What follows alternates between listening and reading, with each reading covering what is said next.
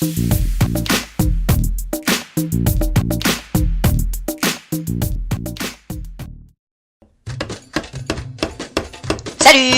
Moi j'aime bien les couteaux, pas vous? On peut faire plein de trucs avec un couteau. Couper de la viande, du fromage, du pain, bien sûr, mais aussi se curer les ongles, ou même se les couper. J'ai même vu un gars une fois se gratter l'oreille avec la pointe de son cran d'arrêt, si, je vous jure. Sauf que, quand on se rate, ça peut être vachement gore.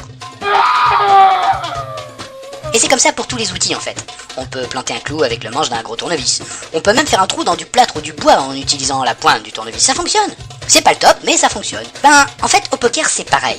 On peut prendre des supplétifs, on peut faire semblant, on peut essayer de faire semblant, et ça peut marcher. Sauf qu'un jour, on finit avec un tympan ou un orteil en moins, et ça c'est pas cool. Alors, pour éviter ça, il faut utiliser les bons outils. Donc, savoir exactement à quoi ils servent, comment on les utilise, et dans quel but. Mais aussi, quels sont leurs dangers, et quand ils ne doivent pas être utilisés. Nous avons donc décidé avec l'équipe de Mon Coach Poker de vous proposer une boîte à outils. Toutes les semaines, je vous parlerai d'un nouvel outil. Comment s'en servir, pourquoi faire, quelles sont ses forces, quelles sont ses faiblesses, et toutes ces vidéos seront précieusement rangées par Alain Pierre dans la boîte à outils du site, pour vous permettre d'avoir toujours sous la main le bon outil et son mode d'emploi. Alors, à la semaine prochaine pour notre premier outil, il s'agira du tribet. Ciao, ciao.